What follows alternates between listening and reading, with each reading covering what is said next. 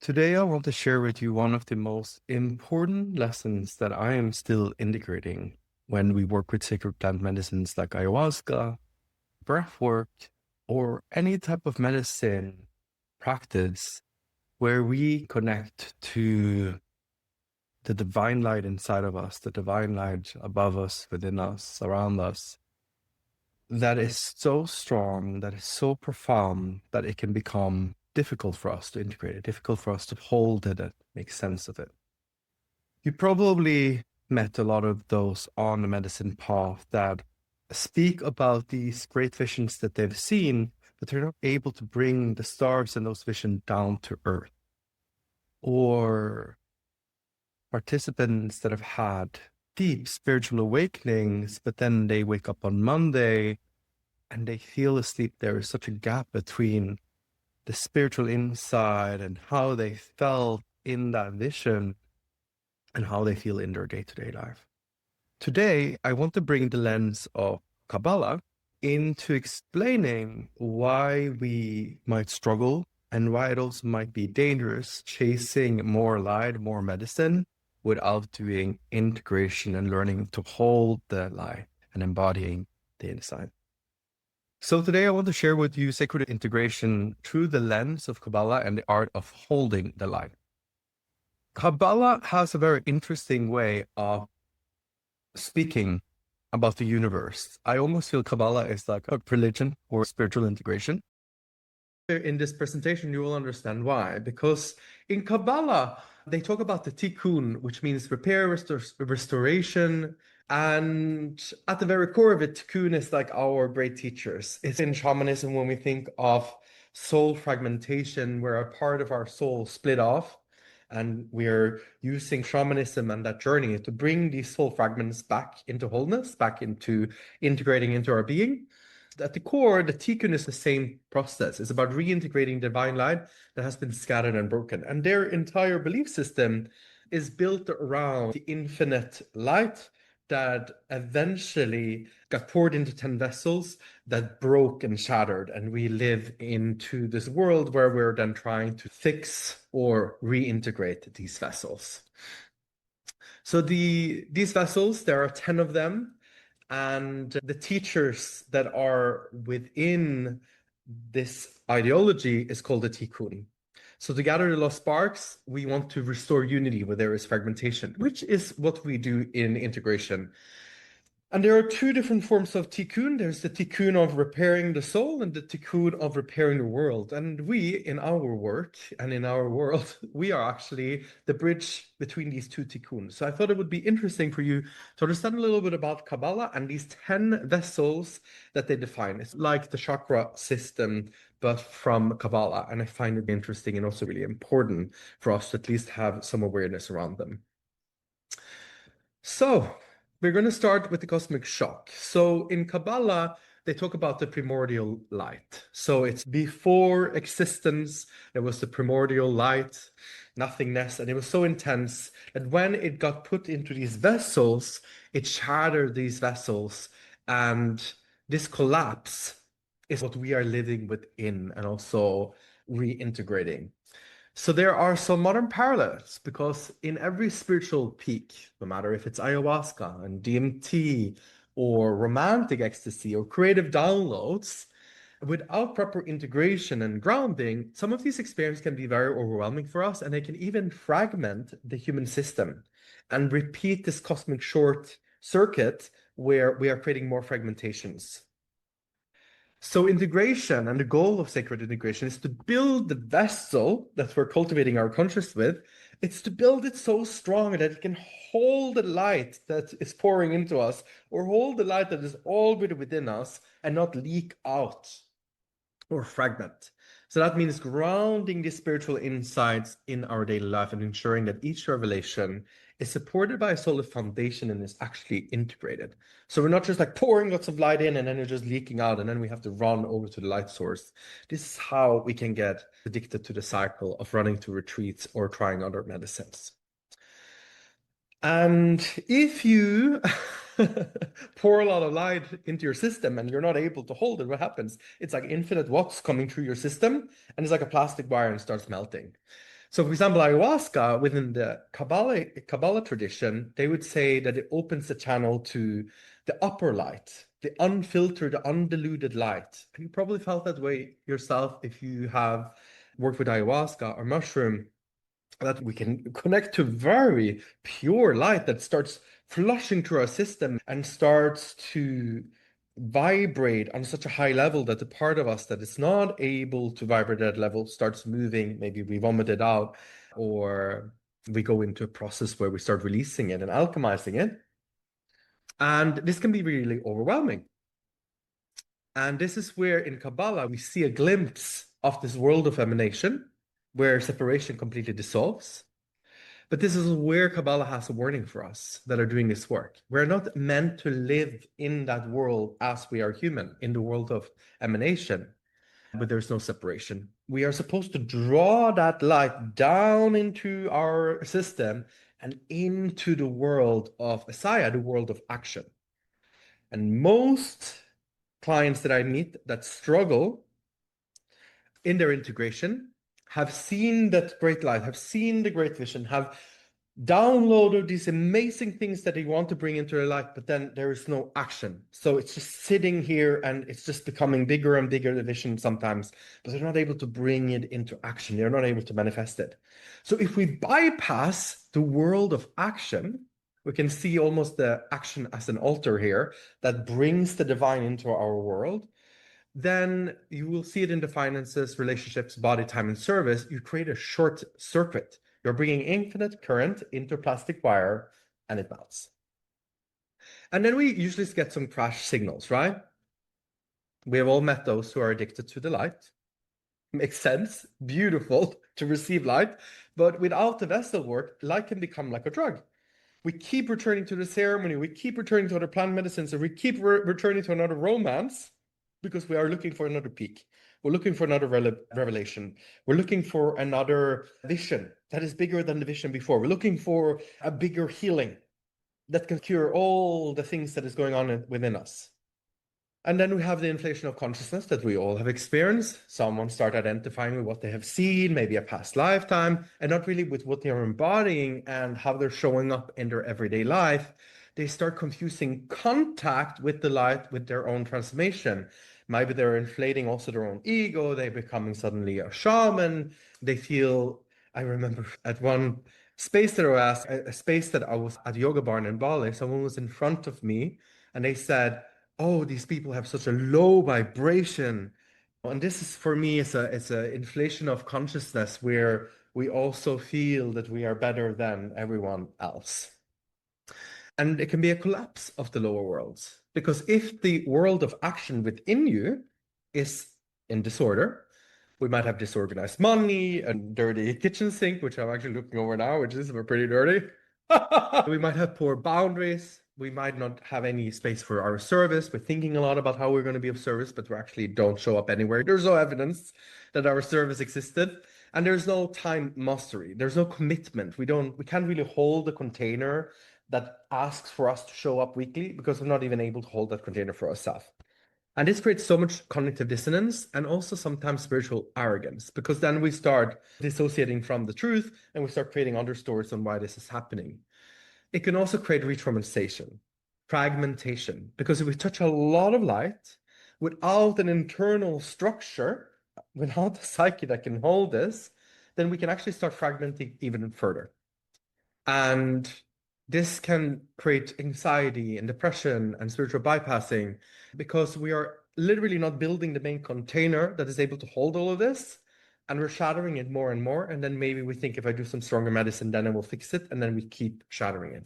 This is where we need to be a little bit aware as facilitators that if we see any of these pots, we need to stop. No medicine. I've said this to one of my colleagues many times. I really think you should take a break. And sometimes they can't stop because they are so in this movement of keeping and drinking medicine that they're not able to stop. So they are constantly fragmenting and shattering the vessel a little bit more and more, and they're not able to bring themselves into structure and into action. So what is integration, for example? If we use Kabbalah as a religion of integration. And obviously, if anyone was a rabbi and they would see my presentation, would be like, this is not what we meant with Kabbalah. This is just my interpretation of it, and I find it interesting. So please have that as a sort of background note for all of this. But the rabbis, they will call about the tikkun, which is the rectification of the shadow vessel. So each time when you receive this light, meditation, breathwork, ayahuasca, you're obligated to draw that light into the structure, bind it into action, anchor it into time, and translate it into service. That's how you bring that energy, that light, into the manifested reality where you are embodying, integrating, and embodying it. You're not supposed to sit with it just here or in the journal or talk about it without taking any action on those words. That creates a very dangerous loop. And you're also replaying this cosmic collapse over and over again, but internally. But then remember, you didn't start. This original cosmic collapse was created by the Great Spirit, and for a reason. For there is a divine structure to the collapse, for light to shatter these vessels so these vessels can expand and bring themselves together. That's what we're all doing. We just have to be mindful that if we receive a lot of light and there's no structure, it can be cosmic irresponsibility, because ayahuasca truly can open up the heavens gates and give us access to all the light and the secrets and the truths of the universe. But integration is like the priestly work of rebuilding the temple or reinforcing the temple so that the light has somewhere it can dwell, so that it's not just leaking out of the vessel. Otherwise, it's almost like we're watching the divine through shattered glass. I want to guide you to the 10 vessels tour, and I have a little translator here, so remember to say these vessels correctly. Keter, which is the crown, it's a little bit like the crown chakra, but actually above our being. This is where the highest form of intention and potential lives. So we can think of it as the eternal why, or the deeper why behind our own existence. And when we're aligned with that, it's like everything flows in the universe and we're on this wave, just surfing with the universe. And it represents the superconscious will, the hidden root of all emanation, the nothingness where we all come from. Keter is like the silent source of divine will. So it's the point before even a thought is manifested. It holds my and yours original intention for being here, like why we came into this lifetime. So when this is in line, all choices feel like a natural extension. It just flows of a larger current, like moves through you. So it isn't egoic control. It's just like a participation where you're flowing with the living intelligence that precedes all of us. And it's often associated with divine potential, source of light before any form. And every single person in our classroom have touched this in a very deep level. And if we think of this as the why behind all of our doing, so it's not strategy or personality or ego, it's just the deeper purpose, deeper ground of where sort of our soul makes contact into this manifested reincarnation. And when this vessel is intact, then you're operating from inner alignment. Everything is flowing. Decisions and energy flow, and it's not just coming from the mind. But if it's missing, you're going to feel very fragmented, like you chase external motives or validation or the next thing, and you don't have an anchor. And if this vessel is like flooded, so imagine like we put too much light in it, we drink so much ayahuasca, or we take so much medicine that there's nowhere for the light to be held. So one little drop can spill the whole cup. What happens then? Then we might have feel very overwhelmed, dissociated. We might have spiritual inflation where we're thinking I'm carrying this special mission, but it's so big that I can't even take the first step. And I'm such of service that I can't even show up and be of service. So we lose like that grounded humility that's so important for our work. So if we want to work with this vessel, we need to practice silence, creating a lot of spaciousness for this cup to be able to hold that light and not try to harness anything, not try to get anything. It's literally like a cup of receiving what has already been there all the time. And you probably will see when you go through these vessels that there are certain vessels where you need to do some work. That's the aha moment that I saw when I was doing this. So I hope that you will have some of those aha moments as well, and feel free to share them with me in the comments. The second one is Hakma. Looks like Chakma, but they pronounce it Hakma. This is the first flash of insight. Like, just think like a thunderbolt that comes in. It's like the first spark of knowing. It's like the ha, but just before the aha got formed. That one. So it's this pure pre-verbal knowing, the lightning bolt of inspiration that ignites new creation, that creates all creations in this world and other worlds. And it belongs to our intuition and revelation. So it's not logic. It hasn't formed into logic yet. And I love this because I didn't have words for this before, but I had a lot of this growing up. So this is where raw insights, it points from this top of the crown, the kether, it just points down into here. So this is coming straight from the divine why, before it hits logic. And in integration and in that dimension, this is where your creativity, your flash of intuitive knowing, the seed before anything takes shape, this divine little seed. And if this is intact, you're going to experience a lot of fresh insights. You can trust sudden ideas and movements inside of you. And there is also creative aliveness in you. But if it's missing, you're going to be stuck in your patterns. There's no new directions. You're stuck inside the old template, just repeating the same day over and over again. And you will also be relying on your past. And if it's flooded, meaning there's too much light coming in, then insights are coming so fast you can't integrate it. It's just, I have so many ideas, I have so many ideas. Have you ever had that when you did medicine, you just were writing down all these ideas and oh my God, I have 50 of the biggest aha moments in my whole life. But then the next day you're looking at it, you're like, yeah, I don't know how to integrate that. I don't actually know what that means. Overflooded. So it's like a mystical influx that you can't translate. It's like a mind race.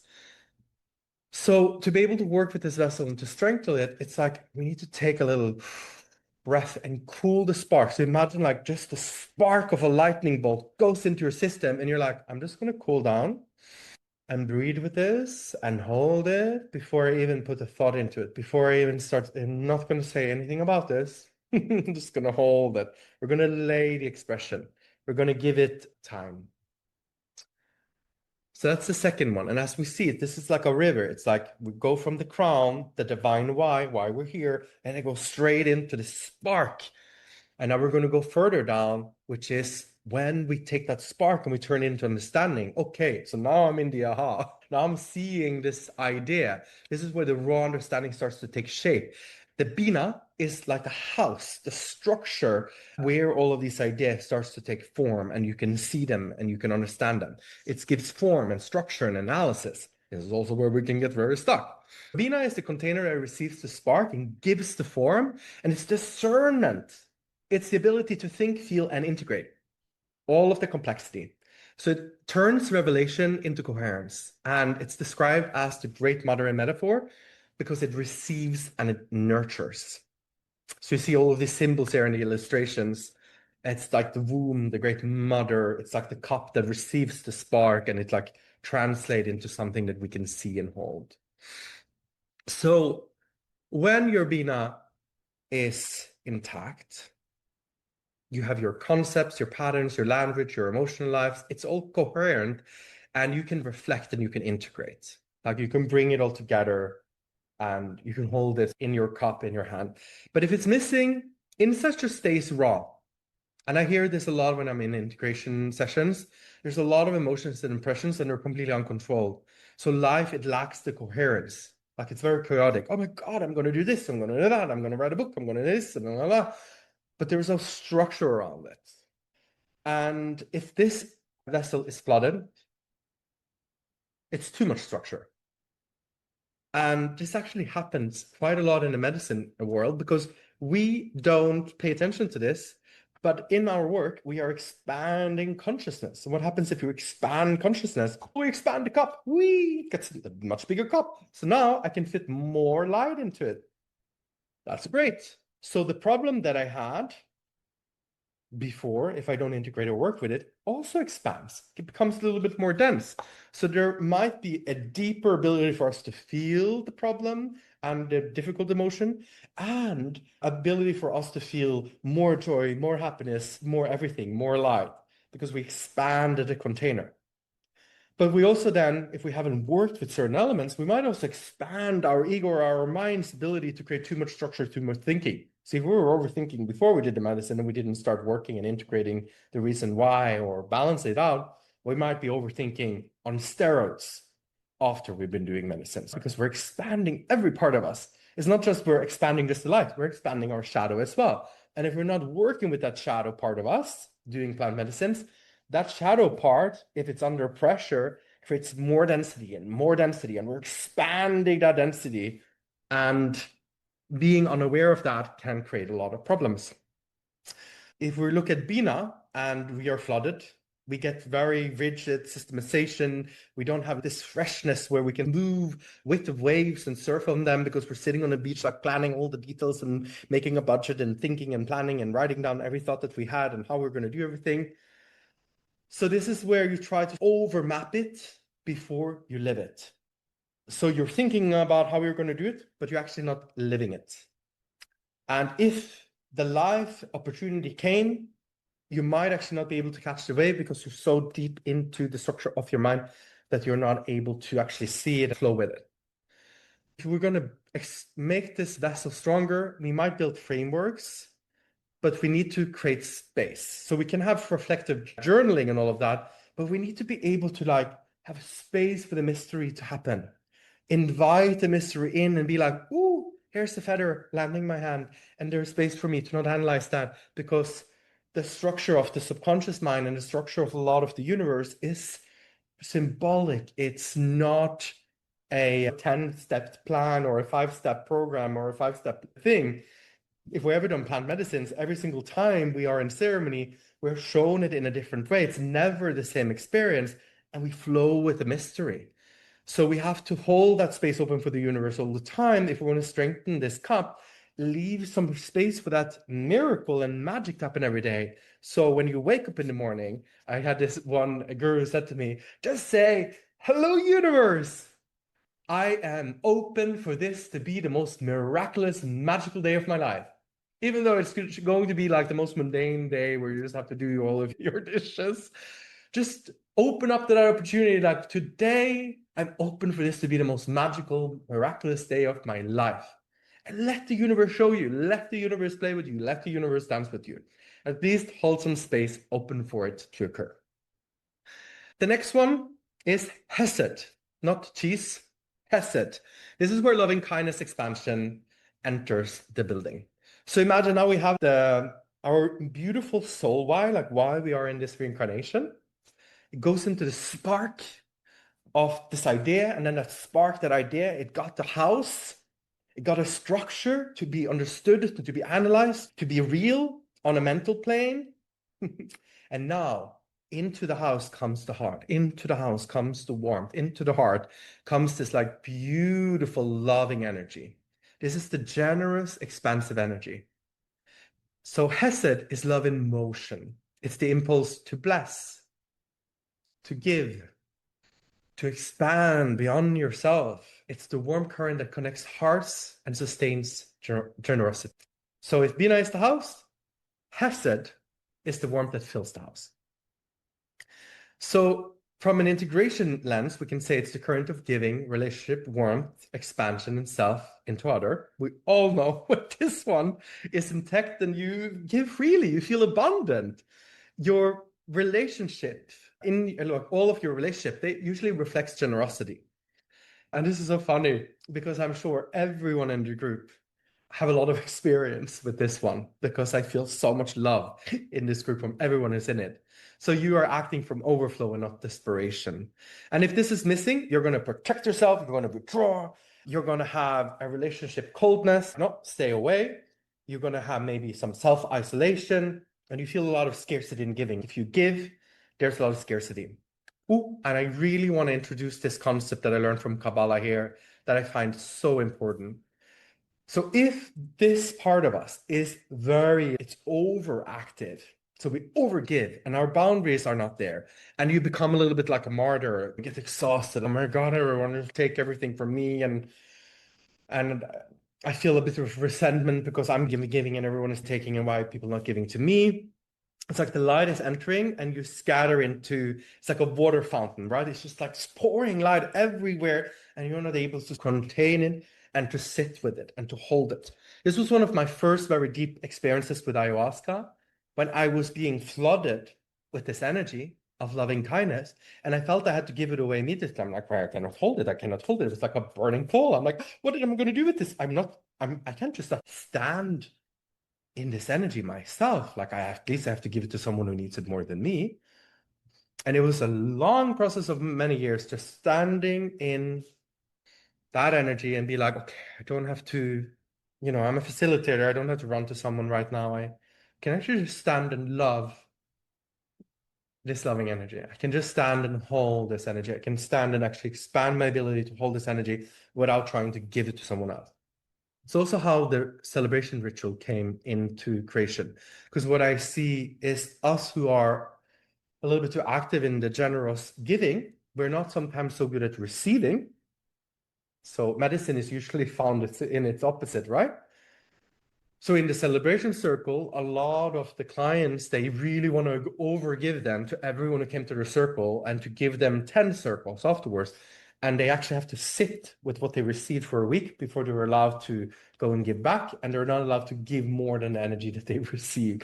They actually have to stay in the surplus. They have to expand their ability to receive. So if this vessel is gone, we understand that we protect ourselves. So when we say missing, let's think of it as fragmented. Maybe we experience a trauma, maybe we experience a very bad experience. So there's a reason for us to do that. And we are protecting ourselves. But a thing here that can actually hurt other people that I've learned the hard way was in a relationship where I was giving a partner, I gave him an education, an MBA, I supported him for 3 years. I was paying, giving, overgiving. This can actually destroy someone's vessel. Because imagine if you're here and you're receiving someone's light, receiving lots of light, and then you shatter the vessel completely because you're not able to receive it. That can also hurt someone. Overgiving, if I give too much water to the plants, I can kill them.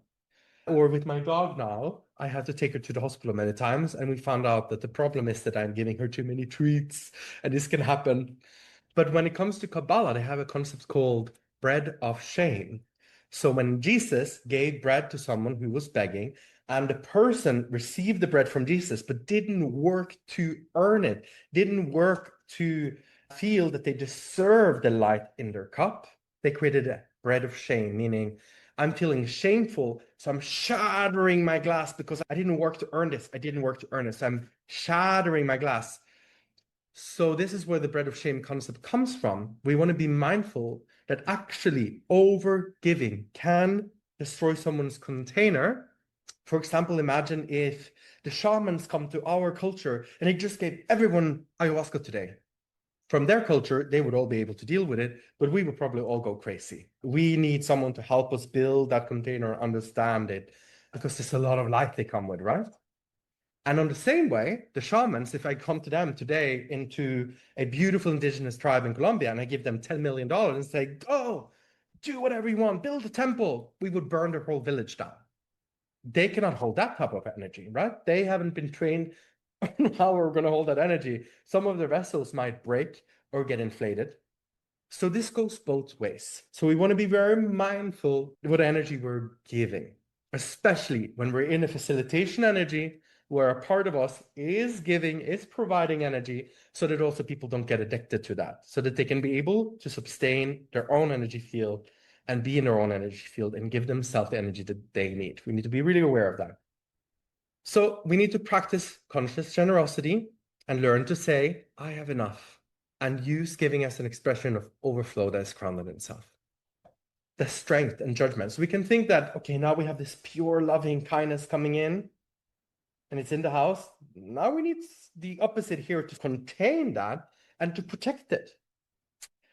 Because if we have just love, generosity, and there is no boundaries and respect around it and discernment around it, then that can be a little bit difficult. So this is where discipline that defines shape and law. It's where we keep love from dissolving into chaos. It teaches responsibility, focus, respect for limits. So this is like a counterpart to that lover energy. It represents restriction, discipline, power, judgment. And I think in a lot of spiritual communities, this is a little bit like, we should work a little bit here. There needs to be a structure around the light, and we should be able to speak to each other and set clear boundaries and not be all is love, all is one, all is this. Yes, and there needs to be structure. So it gives shapes to our no's and our yeses. So it's our capacity to hold the boundary, to say, okay, enough. It's our capacity to hold a disciplined structure with ourselves and others. So when it's intact, we act from clarity, we don't get too consumed in other people's stuff, we have a structure in our life. And if it's missing, we lack boundaries, we give away our power, we limp into we don't have the structure we need, it's a bit of a chaos, or I'm passively not dealing with it. I met someone today who said, yeah, I haven't dealt with the tax thing and I'm just putting my head in the sand and I hope it won't go bad, but I know I have to do it or it can go really bad. This part is missing. If this is too flooded, we can have rigid perfectionism, harshness over control. A strong influx can hit and you respond with suppression rather than containment. So if we want to expand this vessel, we want to choose a boundary that we want to maintain with kindness. It doesn't have to be too rigid. And we can treat our strength as service, not as dominance. Like we don't have to dominate people to follow our boundaries. We are able to set our boundaries in a very loving, kind way, because we trust ourselves and we trust our ability to uphold that field. The symbolic use for this is that left arm and a sword of judgment and restraint. So it's very like opposite, but still it is love, but it's love with respect. This is one of my greatest lessons from the last years, is that a lot of us who are doing a lot of this healing work, we have empathy for everyone. We have so much empathy. And every single person who comes into our life, we will say, oh my God, I understand you. And if they say something bad to us, or they have a bad day, or they maybe steal something, or they take something, or they don't give something back, we're like, I understand, and we're going through this. And there's so much empathy, there's so much compassion, so much understanding. But if that comes first, there is literally no person with a sword protecting the heart. So what I learned the hard way is that for anyone to be in my life, I can't give you my compassion first. I can't give you my empathy first. I have to set the boundary of respect. I have a certain way of respecting myself and other people, and I demand that as for the people coming into my life. And if we both agree on that line of respect, I can give you my compassion. But you can't come and steal my things, and then I need to understand you. You need to not steal my things. And if you uphold the ways that I respect myself and respect you, then I can also give you my compassion and empathy. But I can't give you my heart before you uphold the very laws of how I need to feel safe in my relationships. So having respect coming in client relationships, in personal relationship, for me has been such a game changer, and not always be the open heart who's going to understand everyone, because people can take advantage of us, and it's our responsibility to teach people how we should be treated when we are adults, not when we're children. So if this is missing, we lack the boundaries. So it's really important that we work with this, especially in our work. And then we have the next one, which is different, which is where we feel the beauty and the harmony and the compassion that I was just speaking about, if we have a little bit too much of it. So this is where the meeting place of love and truth and mercy and justice is, where we just understand. And there is this peace for everyone, love for everyone. And it's deeply in coherence with balance. And this is where the heart can hold the contradiction of, you are a great person and I need to set boundaries with you because I see what's going on here. So in the integration lens, this is where this is your integrated heart space. Is where love meets discipline, and it becomes harmonious and it becomes beautiful because these energies gets to grow. So if this is missing, you swing between indulgence and suppression. You feel fragmented with no center. And if it's intact, you show up with authenticity and you hold tension with integrity. Very important in our work. And you also have a calm that radiates. And if this is very flooded, if there's too much light in this cup, you are going to experience an emotional, like masterpiece states, like super awakened, but then not have the grounding, not be able to sleep afterwards. There's going to be a lot of idealization, very difficult word for Norwegian, where you maybe idolize someone or idolize parts of other people, and you are not able to disconnect from every day. Shall we see, or disconnect from every day. And if this is a vessel that you want to make stronger, you need to anchor your energy into embodiment. So you need to let the heart and the body integrate together and practice speaking truth with compassion. And I also feel, just even looking for this image, like you can feel the energy of what I would feel and what I would try to anchor my feeling into strengthening this vessel is that the heart has respect around it and protection around it. And I'm not going to give someone my pure heart. I'm going to keep my heart here. I'm going to hold my hands like this. And I'm going to create a space here where you get to express yourself, because empathy and compassion, I can have compassion, but I'm going to keep the empathy inside of my chest. And then there's this wide, open, beautiful space where I'm going to hold space for you, but I'm not going to throw my heart into circle. I need my heart in here.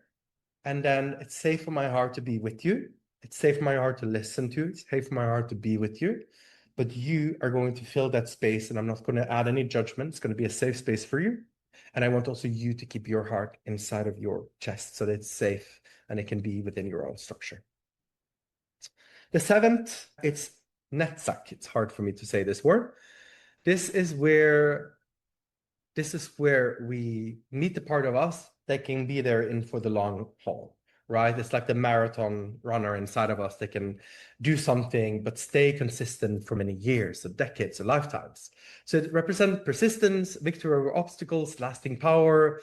It's a channel of the long-term drive, and it's so important, especially if we're like, new idea, and then we look in our life and there's nothing being consistently built over the last years and decades. It's because this one is probably missing. So it's not your capacity to start, but to finish and to complete things. This is why the celebration circle is so important, because it brings people into this energy of completion. I am complete. I am enough. And it strengthens all of these vessels. So when this is intact, you persist, results, and you stay loyal to yourself, to your vision, to your ideas, to the people you work with. But if it's missing, you start impulsively, suddenly you start something and then you drop out. Or you go, turn on the light and turn off the light. Or you lack the follow through. Or you feel drained by the long haul. You feel like trapped by it. No, I need to start something new. This is not it. I need something more aligned. That's what my favorite before. I need more alignment. And if it's flooded, if it's too much light in that cup, you might feel that you have to force outcomes. It has to happen right now. You push past your own wisdom, you push past your own body. Your body needs to rest, your body needs to go slower, but you're going to go a little bit quicker anyway. And you become obsessed with victory where you're winning instead of staying in integrity. So this is where we can expand this vessel with committing to a long-term project. Maybe it's writing a book. Maybe it's starting a blog where you share something every month or every week for the next 10 years. But we want to avoid compulsive urgency. You will see this a lot if you work closely with clients, that eventually their compulsive urgency is going to arise and they want you to dance with them. I have to act on this now and I don't have this and that. And they want you to be pulled into that energy, and you need to pull yourself back and say, again, my heart is in here. This is my space. There's a space for you. And if you want to run around in circles, if you want to rush, if you want to stress, you can do that. And I'm going to start to anchor the energy in this field together with you. But most of the clients that you will work with will eventually try to pull you into their dance of panic and delusion, sometimes anger, frustration, and so on, or they will project that energy in you. And it's really important that if you're going to be in this work, you know that you need to stay with yourself, and also know that you can stay true to yourself in the long haul. That you're not someone who can just be like super supportive of yourself one day and then you turn off the next day. Be your own support system, create your own stable foundation, and know that some of these things can happen with clients.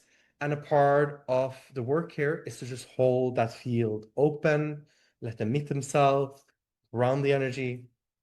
And a lot of this actually takes care of itself if we just are witnessing with love and compassion. There's so much brilliance in consciousness if we don't try to manipulate every thought and bring it together. A lot of this can take care of itself if we can just ground the energy with love. Because consciousness is the energy we get to facilitate. And if you feel yourself that this is a vessel that you need to work on, I really recommend you to do something every single day, like writing a journal, because it's such a simple act, but it can really build your own trust to yourself, building your own awareness of yourself, creating a bit of a gap between every single day that is happening, and a little gap where you get to stop and analyze and love and witness yourself, and also an ability to get a little bit away from the day and the mind and the thoughts and the emotions and the storms and the sunshines, and look a little bit down and see, okay, this is actually what I see is happening, or this has been a pattern for the last 10 years. It gives you a bit of different form of strength and capacity. And it also supports this vessel because of course, you're going to be in it for the long run when it comes to your own development, your own awareness. So that would be with any client that I would work with, it would be the most critical part is to write a journal every single day. Number 8, just a few left. So mode, Hod. It rhymes on mode.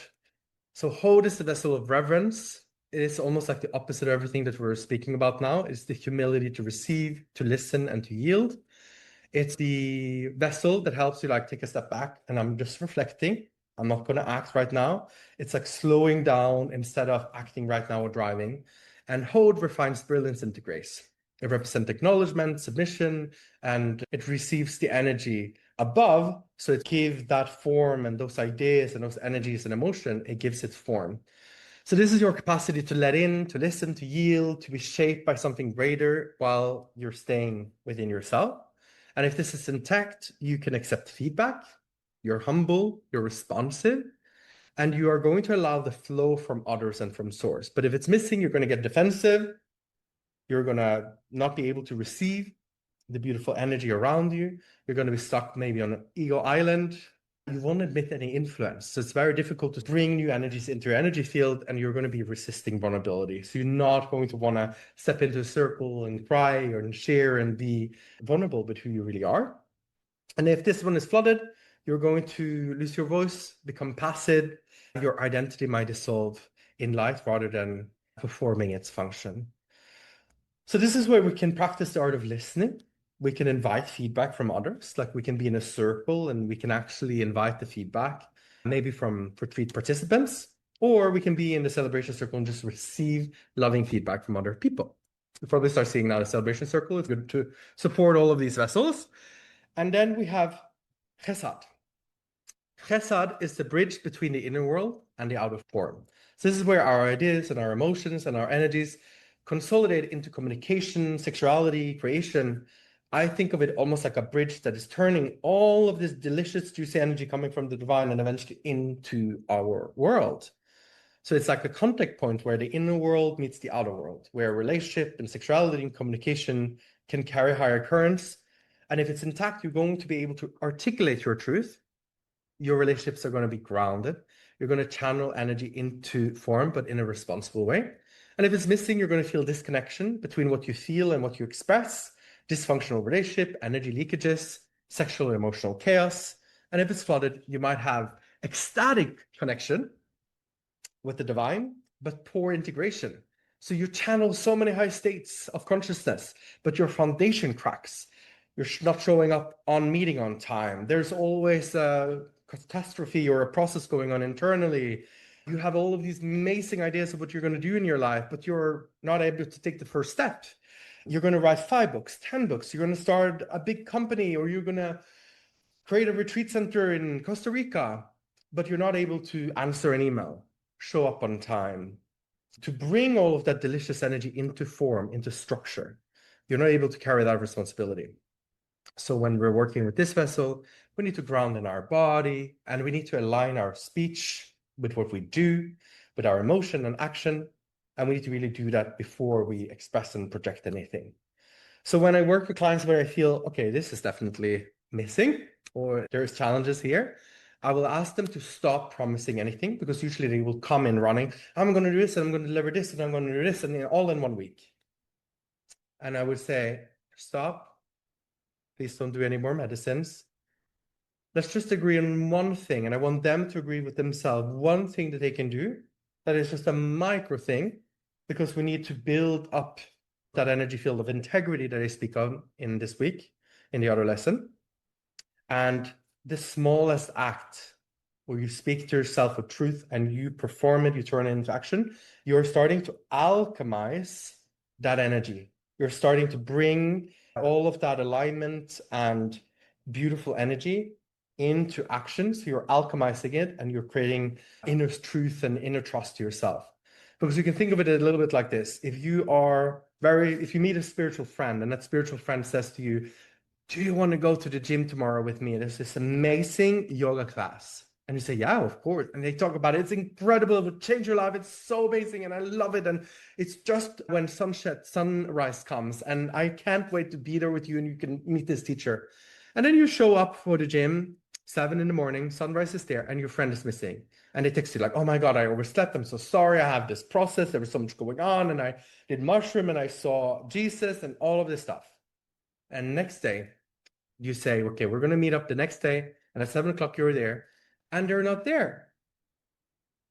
And you just think, this is weird. 2 days on a row. The third day, they show up, but they're 15 minutes later. I'm so sorry. They won't let us in now. Maybe we can go for a walk instead. Eventually, you will not trust that friend. And you will probably just go to that class yourself. And this is very important. This is how many of us have created relationships with ourselves. We have these big ideas for ourselves, and we wake up in the morning or we meditate or we go on the beach, and then we're not able to take the most practical step within that alignment, practical step within that flow, within a current. So do a little inventory for yourself and make sure that you're not promising yourself too much and then eventually not honoring that. Because at the end of the day, within you, there will be a lack of trust to your own words. And I think that might be the most challenging reality that we can create internally. The last one is the Malkut. The Malkut is the vessel of sovereignty. So where spirit becomes form. This is where we're manifesting. This is our inner kingdom and outer kingdom. This is where all the higher impulses, all of them come through us, and it becomes form and action and reality. This is your embodied authority. It's where your life is an expression of spirituality, a stewardship of the world. And if this is intact, you live purposefully and you avoid, and your inner and outer world, they align. So there's no friction. There's no like these worlds fighting each other. And what you do, it produces beautiful fruits because you're planting all of these seeds from the divine and they are growing. Your garden is full of fruits. And you have this inner sovereignty and you trust yourself. You trust your word. You know that when you have these ideas, you bring them into the world, you plant them and they grow. When this is missing, you remain in a possibility and you avoid a responsibility. I find this so fascinating. Like every time I'm in any type of project, everyone wants to join. Nobody wants to do anything that has to do with being responsible for it. Nobody wants to stay with the responsibility for the container, but everyone would love to come and drink from the cup. So this is where you want to take a look at yourself and see, where do I take responsibility?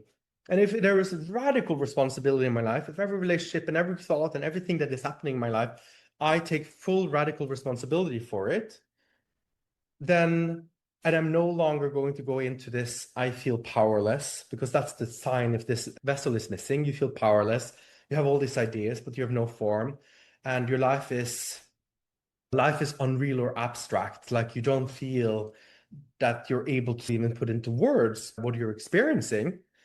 I think it's really important that any one of us, we look at where can I take full and 100% radical responsibility, at least maybe for my own thoughts, on how I speak to myself, or what I promise myself, and start there and work my way out. And not maybe start, I'm going to build this big company if I'm not able to even get up at 7 to go to the gym to do the yoga class that I promised myself. So if this vessel is flooded, there's too much light coming in, then you might dominate, you might manifest without the heart. So you might get what you want, but not what you need. You might get very rigid in power. You might bypass your heart and produce without any form of soul. And you might be consumed by status rather than service. Not very relevant for our class.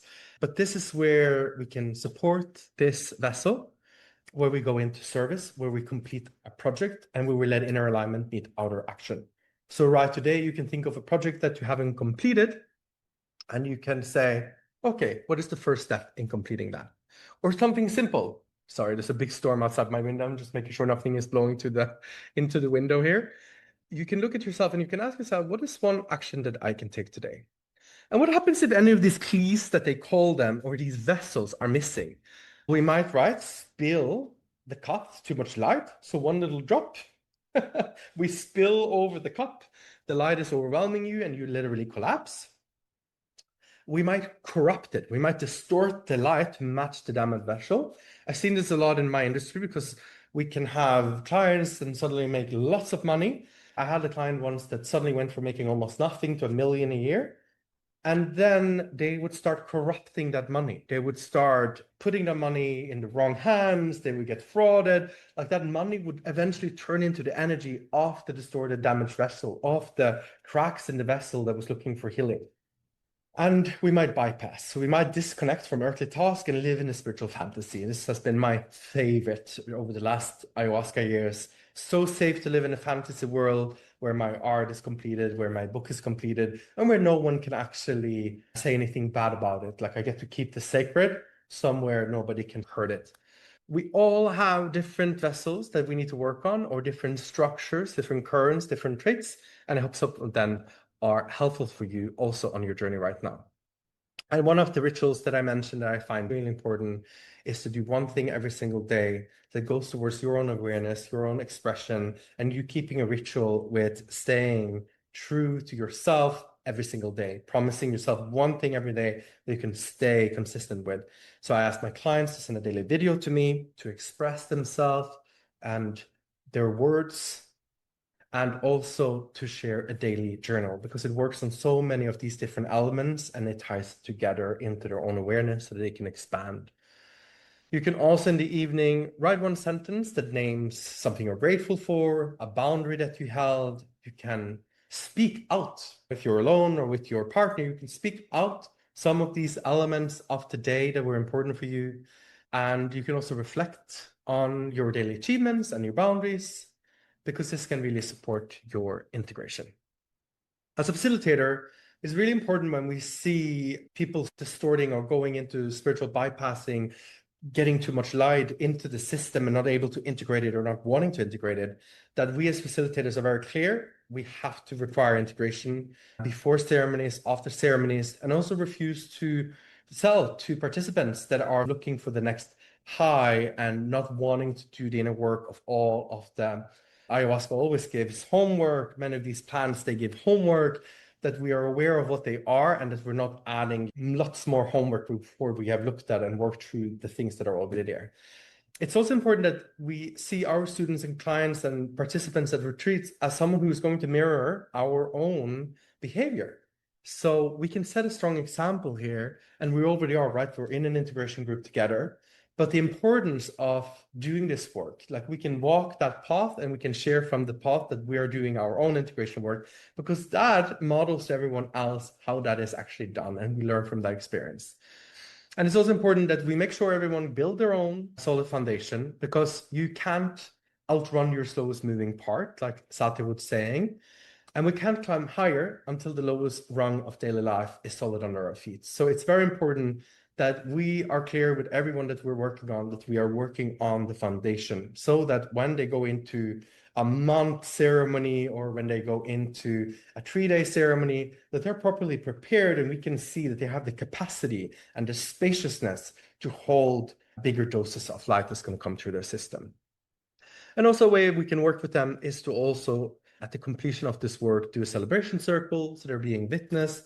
We're celebrating their completion so that they also feel that there is a way to mirror back every part of who they are, and they feel also complete with themselves and their process. It might be the first time someone actually feels enough in their life, and it's beautiful to hold that space for someone to realize that.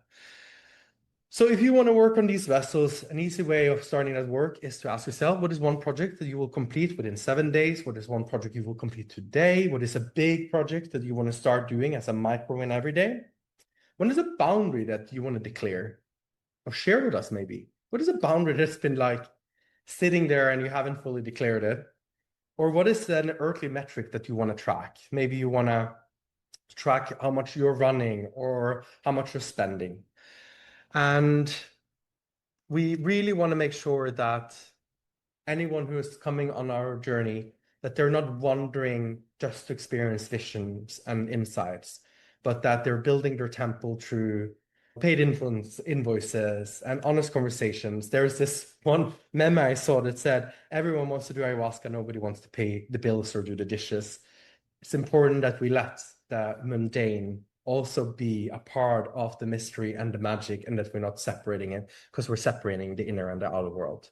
Thank you so much. I hope this little lens into Kabbalah integration was interesting. That's what I got for you this week, my friend. And if you feel called to go deeper into your own integration work, I offer 3 journeys.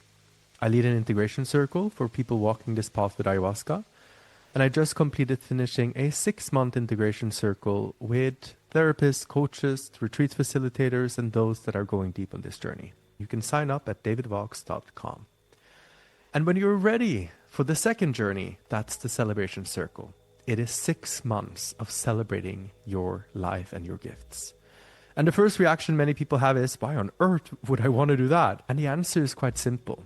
How you get there is how you will be there. If you are constantly healing and hustling and hiding and performing or proving, do you think that once you arrive there, you will suddenly feel free? Because I see that waiting to celebrate until after you achieved a new job, had more ayahuasca, or fixed your relationship is not the answer. Celebration is not the reward. It's the rehearsal. It's the daily act of self-respect, self-honor, and gratitude. It's the integration of who you already are. And when you learn to celebrate who you are now, every future version of you arrives already welcomed. And what we refuse to celebrate, it becomes our unfinished work. When you learn to honor the ordinary, to bow to your own brilliance, to see your gifts and story as sacred, something inside of you shifts. You stop chasing your life and you start inhabiting it. You start living it. And every other part of your world begins to rise to meet you. Your relationship, your voice, your joy, even your income. Because when you live in celebration, you attract a life that celebrates you back. And the 6-month celebration circle is built for that. 24 facets, 24 live mirrors. Every call shows you a different angle of who you are, what you project, what you hide, what you're not seeing. And it ends with the celebration ritual where 20 mirrors reflects your gifts back to you. Your only job is to receive. And maybe for the first time ever, you will see your full, faceted, multidimensional, gifted, abundant self. And then there's the third journey, Sacred Impact. And this is the one for leaders in the transformational and spiritual field who have this great vision, depth and sensitivity, but they struggle to bring their service into tangible form here on earth. I've guided and coached over 5,000 leaders in the last 15 years, helping them create platforms and offerings that comes from a real alignment. Something that honors their integrity, their sensitivity, their pacing. And for 6 months, we meet as a group of 10. We bring your platform, your ideas, your service, your medicine into structure, into form, and into a rhythm that actually grows the tree you've been cultivating and produces the fruit you've been trying to reach for years. It's planting these seeds in a container where they can grow and bringing it into resonance and clarity, and then watching the fruits of this sacred work manifest in a way that finally feels true to who you are. You can find more information about these 3 journeys on davidvox.com. See you next week, my friend.